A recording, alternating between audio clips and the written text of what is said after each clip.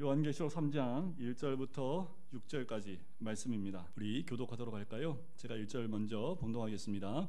사대 교회 사자에게 편지하라. 하나님의 일곱 영과 일곱 뼈를 가지신 이가 이르시되 내가 내 행위를 아노니 내가 살았다 하는 이름은 가졌으나 죽은 자로다.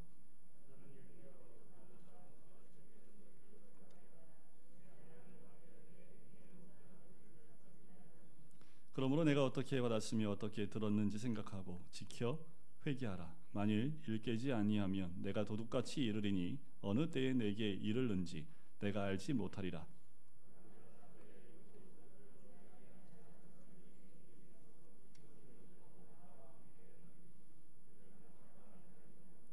이기는 자는 이와 같이 흰 옷을 입을 것이요 내가 그 이름을 생명책에서 결코 지우지 아니하고 그 이름을 내 아버지 앞과 그의 천사들 앞에서 시인하리라.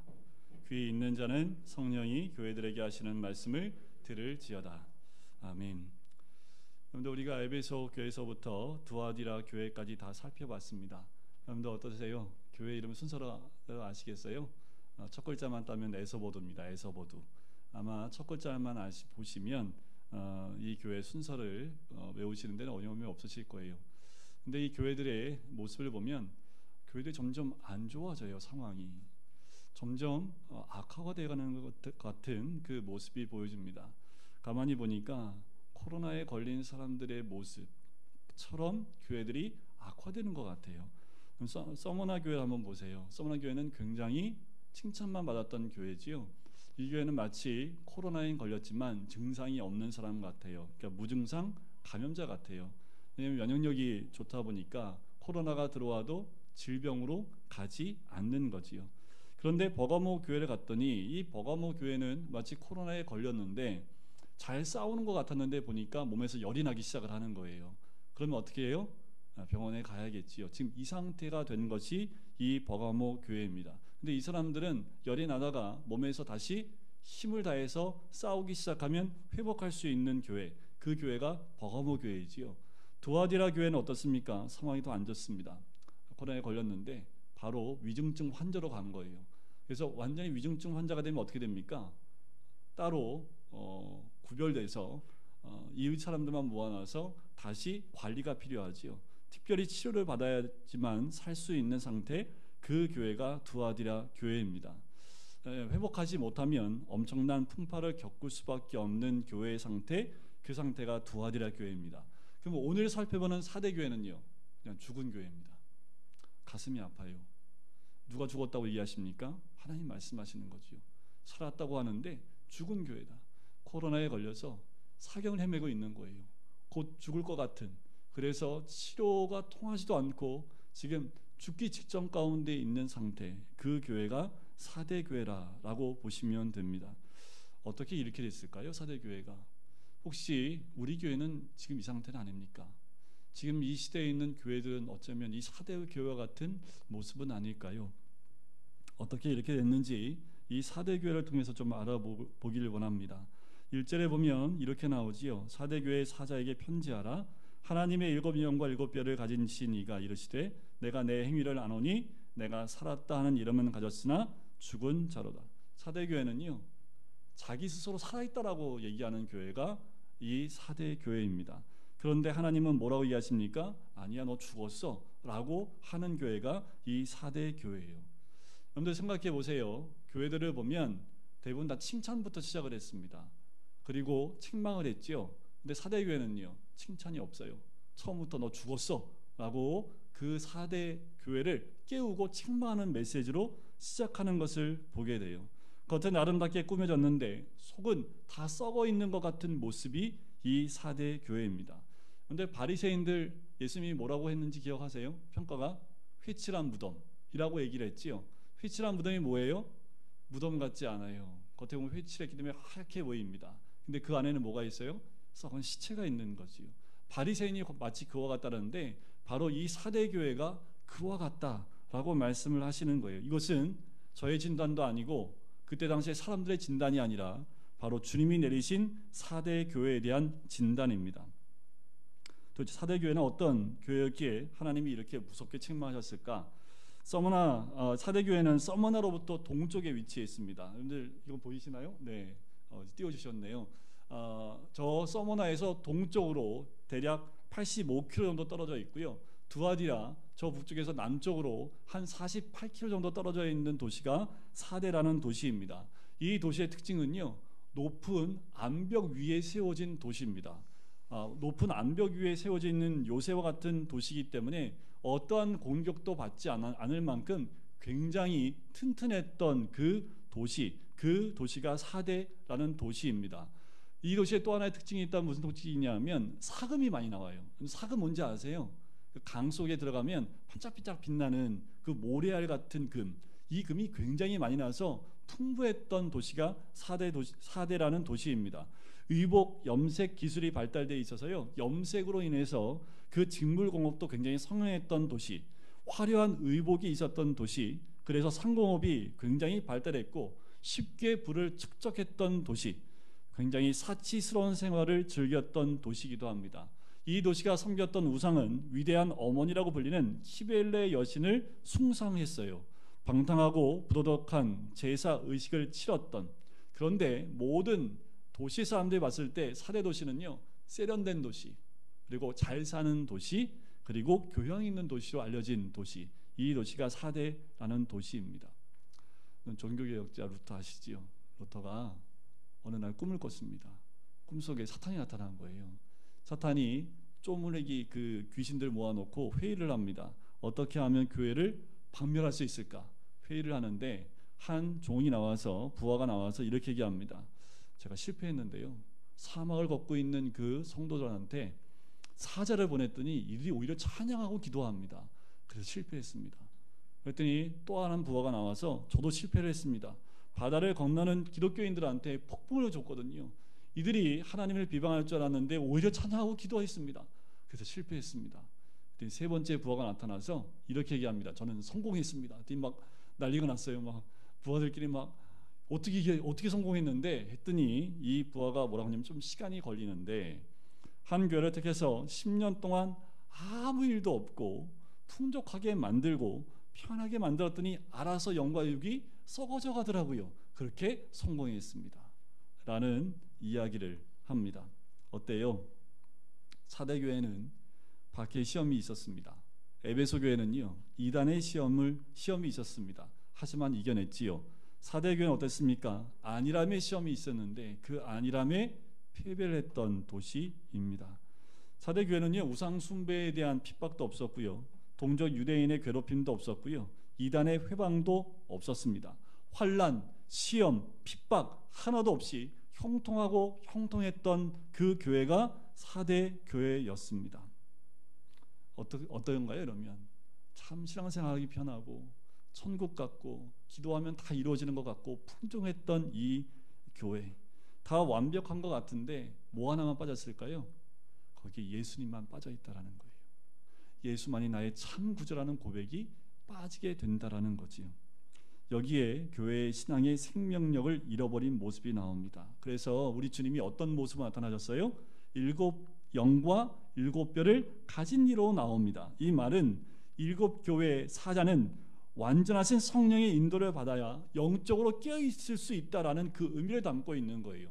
한마디로 말하면 지금 응급사태라는 거예요. 성령이 이들에게 생명을 부어 넣어주지 않으면 살 수 없는 교회라는 겁니다.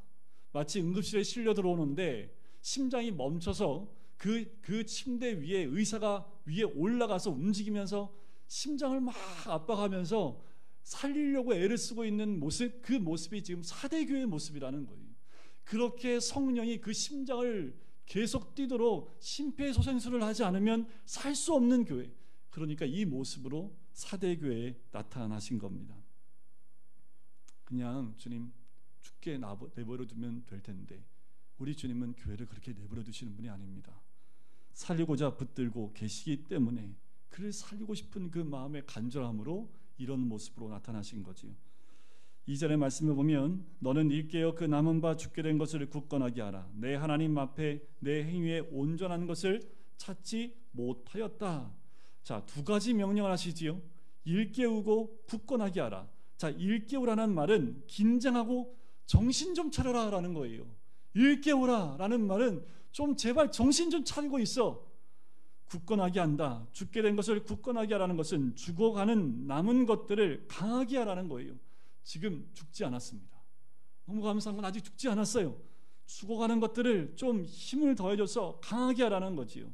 여기서 죽어가는 이라는 그 말은 지금 죽어가고 있다라는 거예요. 이 순간에도 지금 죽음을 향해서 가고 있다라는 거예요.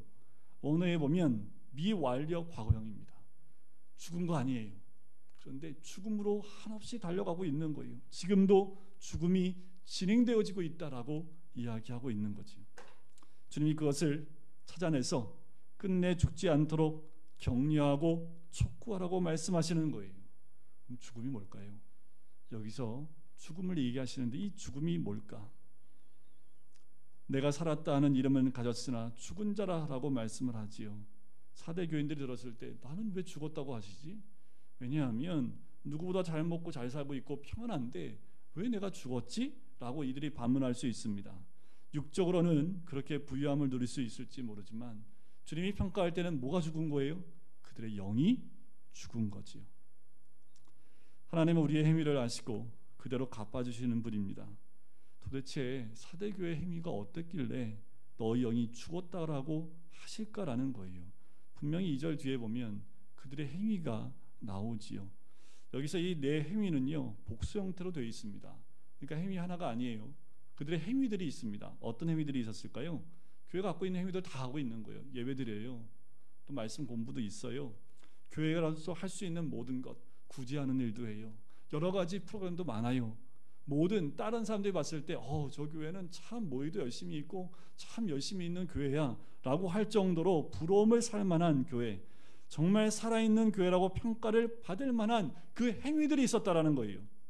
사대교회는 주님 보시기에 행위 없는 밋밋한 교회가 아니었습니다. 기가 막힌 행동들이 있었습니다.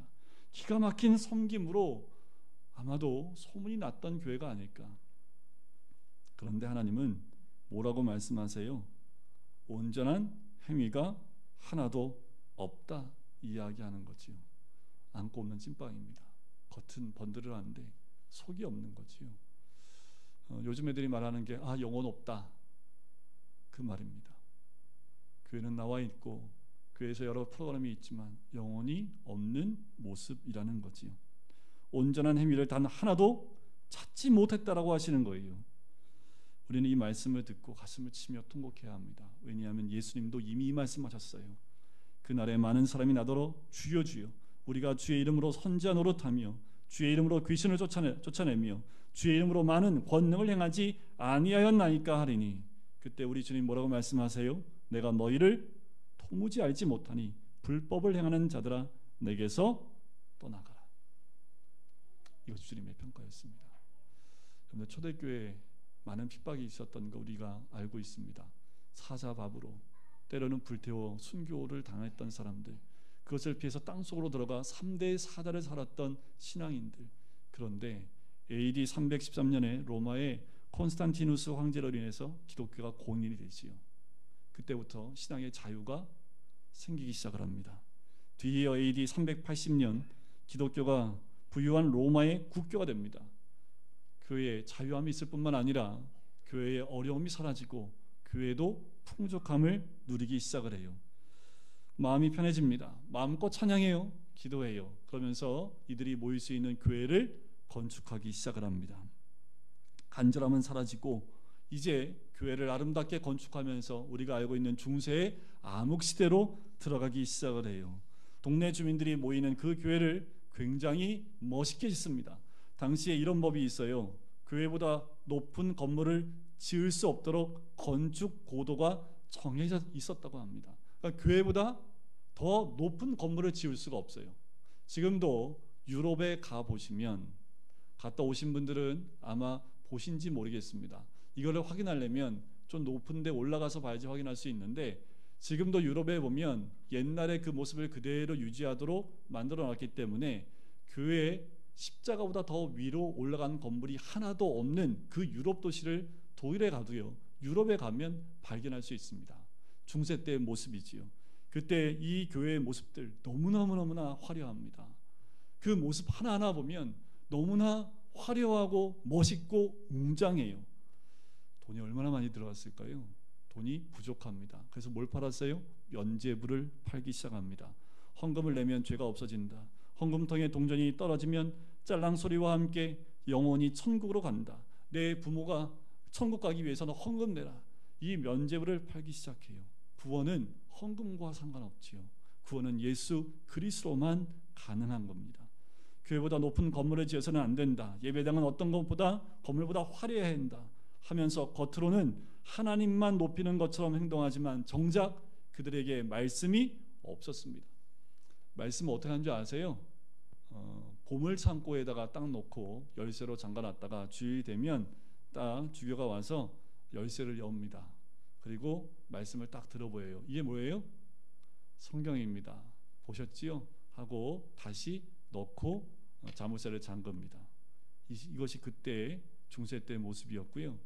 한쪽에서는 그 말씀을 읽어야 된다라고 반기를 들었다가 이단으로 몰려서 화형을 당했던 많은 사람들이 지금도 역사에 기록되어 있는 것을 보게 돼요. 그때 당시의 모습, 어쩌면 지금 4대의 모습과 같은 거지요. 교회는 날로 화려해져요. 생활은 경건의 모양은 있는데 경건의 능력은 상실합니다. 돈과 권력에 취해 타락해 갑니다. 그것이 중세 타락한 교회의 모습이었지요. 교회 리더들은 부와 명예를 쌓기에 급급하지요. 성적으로 타락해서 낙태가 빈번히 이루어집니다. 여러분들 고아원의 기원이 여기서부터죠. 성직자들이 사생아를 많이 낳아서 그들을 모아서 보호했던 그 기관이 결국 고아원으로 연결이 되어진 겁니다. 주님은 이런 4대 교회 온전한 것을 찾지 못하였다고 말씀을 하셔요. 마치 꺼져가는 등불처럼 죽어가고 있다라는 거지요. 여러분들 빛을 발하지 못하면 어떻게 될까요? 암흑이 찾아옵니다. 행위는 많은데 주님 뜻과 상관이 없어요. 행위들은 많은데 하나님 뜻과 상관없이 일들이 진행된다라는 거지요. 여러분들 지금 우리는 어떻습니까? 우리 교회는 어떻습니까? 3절을 볼까요? 그러므로 내가 어떻게 받았으며 어떻게 들었는지 생각하고 지켜 회개하라. 만일 일깨지 아니하면 내가 도둑같이 이르리니 어느 때에 내게 이르는지 내가 알지 못하리라. 자, 주님은 생각하라고 하시지요. 이건 기억하라는 겁니다. 너희가 어떻게 받았으며 어떻게 들었는지 기억하라는 거예요. 내가 처음 어떻게 구원의 복음을 받았는지 기억해내라는 거예요. 너무도 기억지 못해서 너무나 옛날 일처럼 사라져버린 그 기억을 기억해내라는 거지요. 그 말은 뭘까요? 처음 신앙으로 돌아가라는 거예요. 우리 교회가 개척했을 때 그 당시의 그 모습으로 다시 돌아가고 기억해내야 된다 말씀을 하는 거지요. 생각하고 지켜 회개하라. 이 지킨다라는 말은 순종하라는 의미입니다. 회개하려면 들은 복음을 기억하고 돌이켜야 하지요. 이때 순종하는 태도가 필요합니다. 그렇지 않으면 하나님 어떻게 하시겠다고요? 도둑같이 너희들에게 이르겠다라고 말씀하는 거예요. 오늘 밤 당장 심판해 주러 너희에게 임하겠다 말씀하시는 거예요. 그런데 준비된 사람한테는 구원이 언제든 주님 오실 때 구원이 있지요. 그러나 도둑같이 이른다는 것은요, 구원보다 심판을 더 강조하신 말씀이지요.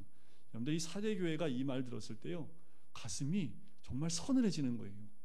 도둑 얘기만 들어도 우리도 별로 좋아하지 않지만 이 얘기를 들었을 때 4대 교회 교인들은요 더더욱 그래요. 왜냐하면 아까도 말씀드렸지만 4대라는 그 도시는 난공불락의 천연요새입니다. 공격을 당할 수가 없어요. 높은 암벽 위에 있기 때문에 공격할 방법이 없어요. 그런데 역사적으로 딱 2번 이 도시가 점령당합니다. BC 6세기경에 페르시아의 고레스에 의해서 점령당하는데요, 페르시아가 와서 4대를 둘러싸요.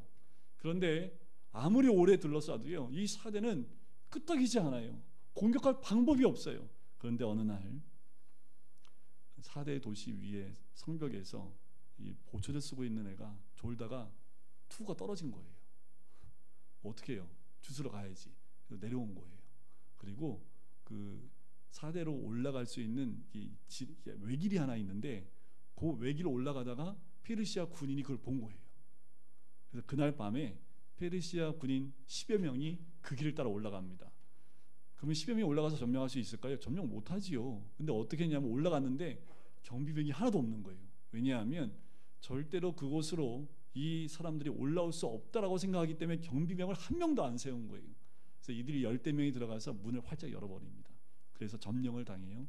이 똑같은 일이 한 번 더 있는데 200년 뒤에 안티오코스 대제에 의해서 똑같은 방법으로 함락이 되어지게 됩니다. 파수꾼이 졸다가 결국 이렇게 된 거지요. 평안하다, 안전하다, 방심하다가 결국 어떻게 해요? 살아있는 것 같았는데 결국 함락당해진 이 모습. 이 이후에도 사대는 지진으로도 한번 멸망당하기도 했지요. 다시 회복돼요. 하지만 이 초대교회 시절을 기억하지 못하고 회개하지 않으면 주님이 어느 날 도둑같이 이르셔서 심판하실 것이다 라고 말씀하시는 거지요. 여러분들 어떻게 이 주님 오심을 준비하실까요? 여러분들 우리는 깨어 준비해야 될 줄 믿습니다. 도둑같이 임하실 때 심판의 주로 우리가 맞이할 것이 아니라 우리는 깨어서 주님의 오심을 준비해야겠지요. 오늘 다 짐 싸갖고 교회로 오십시오. 주님 오실 때까지 교회에서 합숙훈련 하겠습니다. 이게 준비하는 걸까요? 여러분들 돈이 몸 필요 있어요. 주님 오시는데 다 교회에다 돈 헌금하시고 교회로 와서 사세요. 그냥 이게 준비하는 걸까요? 주님의 때를 준비하는 건 상식을 벗어나는 것은 아닙니다. 신앙은 상식을 벗어나는 것은 신앙이 아니에요. 어떻게 할까요? 우리의 죄를 보면서 우리에게 주어진 역할을 충실히 하면서 사랑을 이루면서 주님 오심을 기다리는 겁니다. 우리에게 주어진 그 역할들, 주어진 직분들, 우리의 삶 가운데 있는 그 자리에서 그 역할을 잘 감당하면서 주의 나라를 위해서 준비하고 있는 것이 마지막 때를 준비하는 모든 사람의 올바른 준비인 줄 믿습니다. 마지막 때 왔을 때 주님 저 좀 봐주세요 하고 아무리 손짓해도 우리 주님 나너 모른다 하시면 우리는 아무 소용이 없는 거지요. 4절 한번 보실까요? 그러나 사대의 그 옷을 더럽히지 아니한 자 몇 명이 내게 있어 흰 옷을 입고 나와 함께 다니리니 그들은 합당한 자인 연고라. 당시에요, 이 소아시아 지방의 제사 가운데 그 제사를 행하는 그 사람들은 다 흰 옷을 입게 됐습니다. 흰 옷에 얼룩이 묻으면 제사를 드리지 못하게 할 만큼 흰 옷을 중요하게 생각했어요. 그런데 여러분들 흰 옷에 뭐 튀기가 쉬워요? 안 쉬워요? 잘 쉽게 더럽혀지는 것이 흰 옷이지요. 그와 마찬가지로 우리 주님이 영적인 오염에 대해서 말씀하고 있는 겁니다. 여러분들 두아디라, 버가모, 에베소 교회의 특징은 뭔지 아세요? 몇 사람 때문에 교회가 다 더럽혀졌는데 사대 교회는요, 다 더러운데 몇 사람만 흰옷을 입고 있다라는 거지요. 그나마 희망이 있지요. 여러분들 흰옷 입은 사람 몇 명, 그 몇 명이 거기서 흰옷 입고 있는 걸 유지하는 게 얼마나 어렵겠습니까? 여러분들 세상에 나가서 코로나 시대에 저 교회 다닙니다 라고 말하는 게 점점 어려운 시기가 됐잖아요. 교회 나가면 너 이 시기에 무슨 교회 나가? 코로나 걸리려고 교회 나가? 교회 나가면 코로나 걸리잖아. 이 말을 저는 예수 믿는 사람이 이 말을 하는 거 보고 더 뜨악했습니다. 요새는 말로 현타라고 하지요. 아니 어떻게 교회 다니는 사람들이 교회 나가면 코로나 걸린다는 말을 해요. 목사님들끼리 모이면 별의별 성도님들의 말을 다 듣습니다. 여러분들 세상에 나가면 지금 이 시대는요, 교회 나가는 것 자체를 굉장히 거부합니다. 그 가운데 예수 믿는 삶을 사는 것 결코 쉬운 거 아니지요. 물론 흰옷을 입다고 해서 그들에게 죄가 없다는 건 아닙니다. 그러나 그들의 삶은 지속적으로 새롭게 되는 거지요. 오직 은혜로만 주님과 동행할 수 있고 나는 주님의 용서와 인도하심이 날마다 필요하다라고 고백하는 성도입니다. 한마디로 나는 죄인입니다 외치는 사람이 흰옷 입은 자라는 거예요. 나는 죄인임을 주께 날마다 고백할 때 그 흰옷을 입은 자의 모습이라는 거지요. 예를 들어 볼까요? 예수님을 3번 부인했던 베드로, 스데반을 돌로 쳐 죽이는데 큰 공을 했던 바울, 그들은 어쩌면 그들의 죄로 인해서 그들의 신앙의 삶이 더 풍성했다라고 볼 수 있습니다. 왜냐하면 베드로는 예수님 때문에 고난당할 때마다 무엇을 상기했을까요?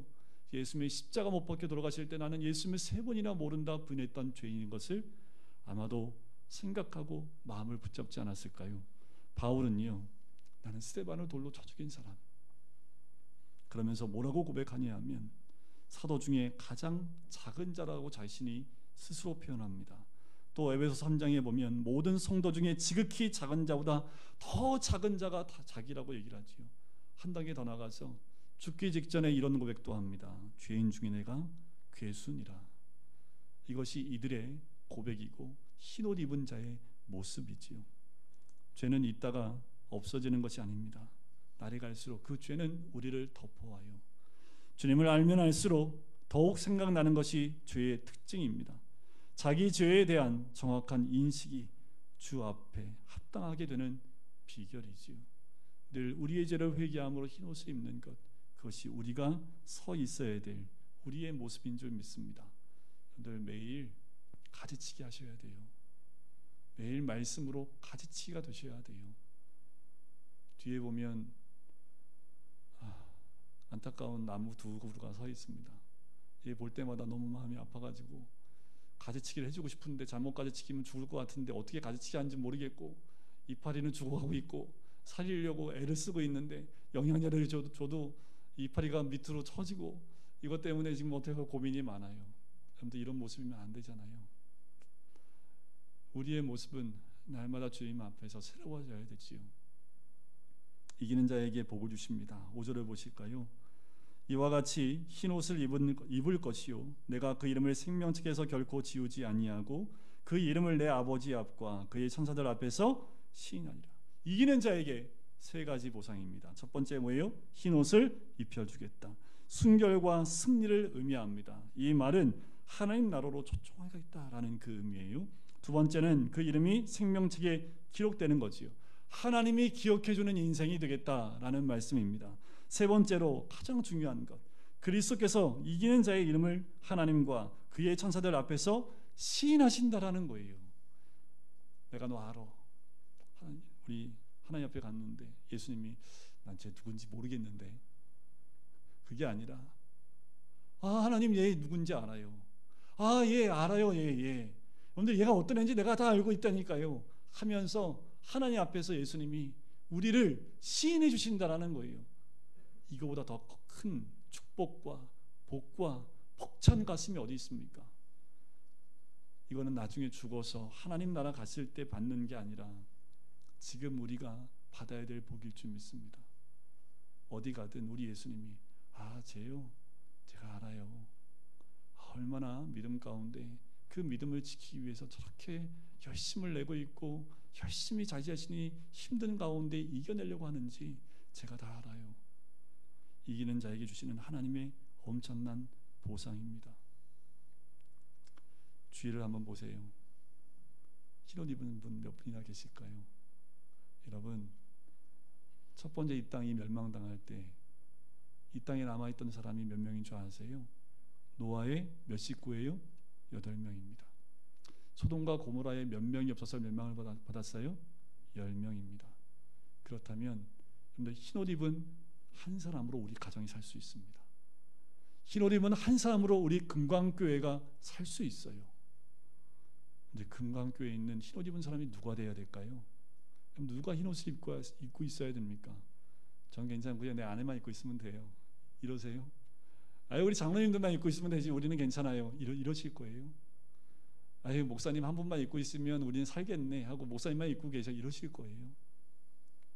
여러분들, 저마다 우리 모두가 스스로 흰옷을 입어서 하나님께 인정받고 신받는 사람이 되어야 될 줄 믿습니다. 어떻게 이 죽어가는 사대교회가 살아날 수 있을까요?